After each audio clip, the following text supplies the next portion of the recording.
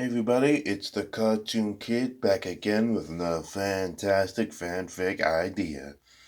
And today I'm bringing you The Mask Assemble.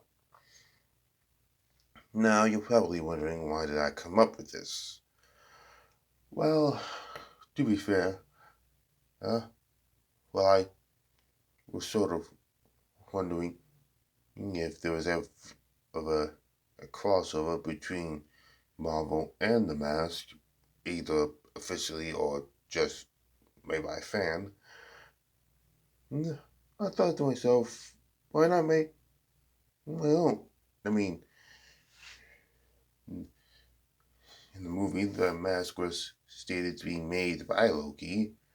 Loki is a prominent character in the Marvel Universe, so why not?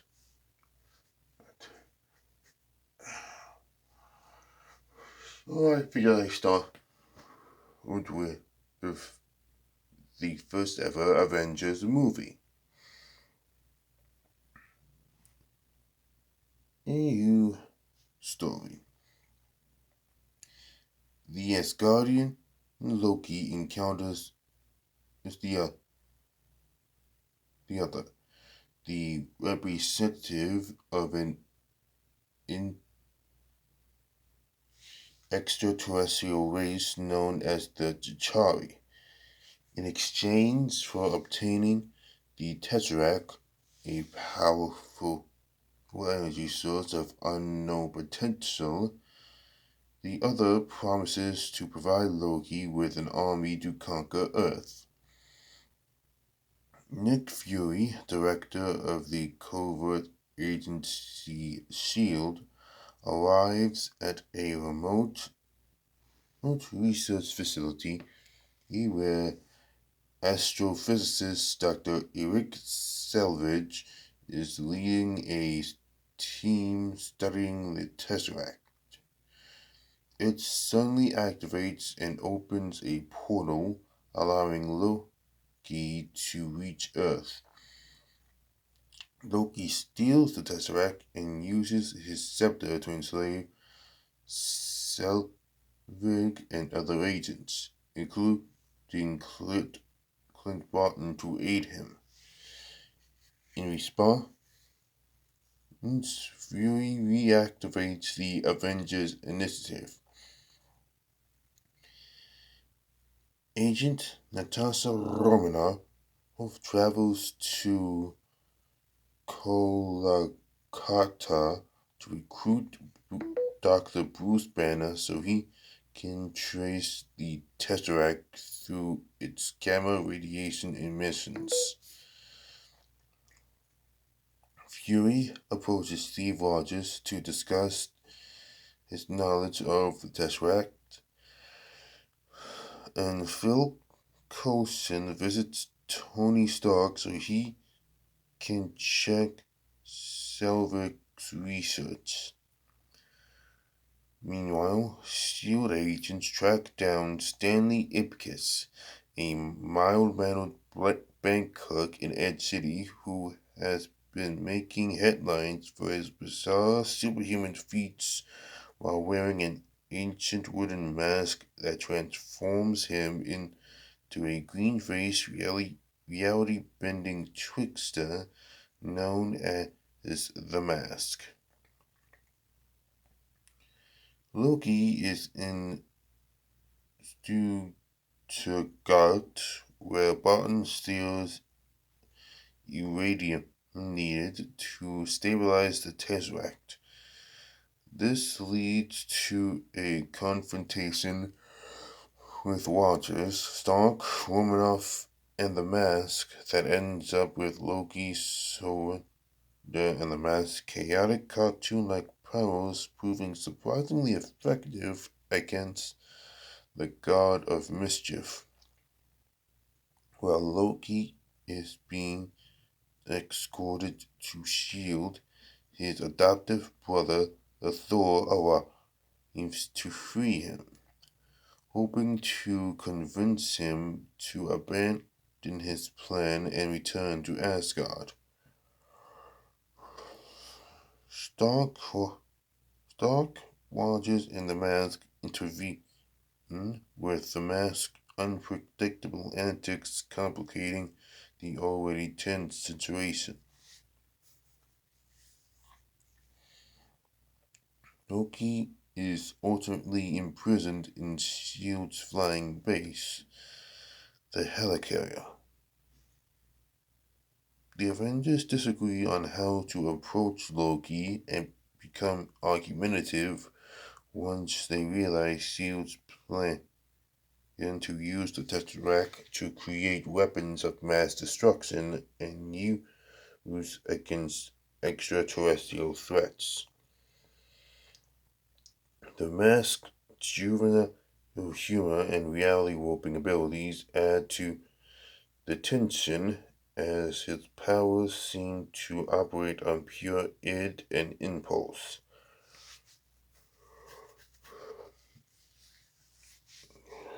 During the argument, Loki's agents attack the helicarrier, and Banner transforms into the Hulk in the chaos.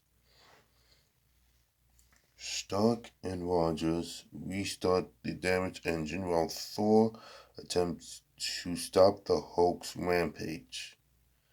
The Mask finds himself in a surreal battle with the Hulk, their crash creating a spectacle of green on green mayhem. Romanoff subdues Barton, freeing him from Loki's control.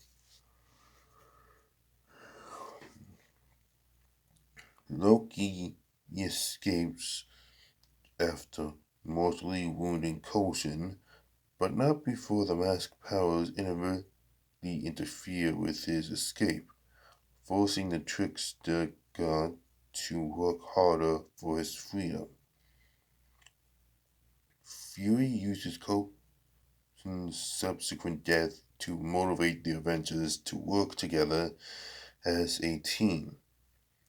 Stanley Ipkiss, now understanding the gravity of this situation, commits fully to wearing the mask despite its unpredictable nature.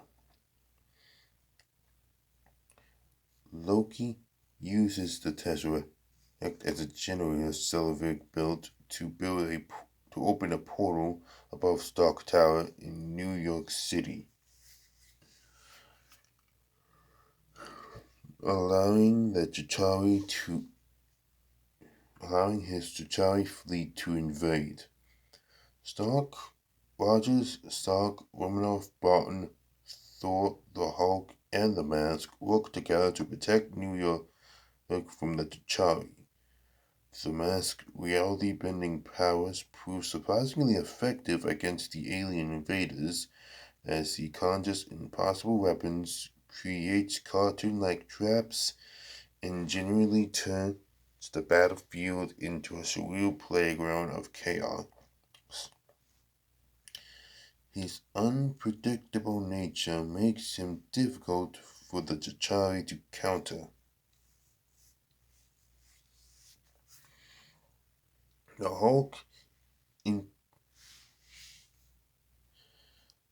Hulk incapacitates Loki while Romanoff learns of Selvig. Now freed from Loki's mind control, that Loki's scepter can shut down the generator. The Mask provides crucial support by using his powers to create a clear path for Romanoff through the chaotic battlefield. Fury's superiors have, from the World Security Council, attempt to end the invasion by launching a nuclear missile at Midtown Manhattan. Stark intercepts the missile and flies it toward the Chitauri fleet through the wormhole. The Mask uses his reality warping abilities to ensure Stark's suit maintains just enough power for the crucial moment. in the midst of the storm that the charming mothership and disables their forces on Earth. Stark becomes unconscious and his suit loses power, leaving him free falling towards Earth. The Avengers, with the mask contributing his cartoon physics defying powers, manage to catch and resuscitate him, while Romanov uses Loki's scepter to close the wormhole. In the aftermath, Thor transports and imprisons Loki and the Tesseract to Asgard, where Loki will face justice for his crimes. Stanley Ipkiss removes the mask, returning to his normal form, but keeps it secure, knowing that Earth may need the mask's chaotic powers again. The team celebrates their victory at a shawarma restaurant, where Stanley sits quietly eating, the one mask secure in a sealed containment case beside him. The other Avengers remain unaware of how close they came to losing control entirely had the mask powers been turned against them rather than toward their cause. In the mid-credit scene, the other confers with his master about the failed attack on Earth, noting with particular concern of possession of a reality-warping entity whose powers seem to operate outside the normal laws of physics and magic. And yeah, that was my best attempt at a sort of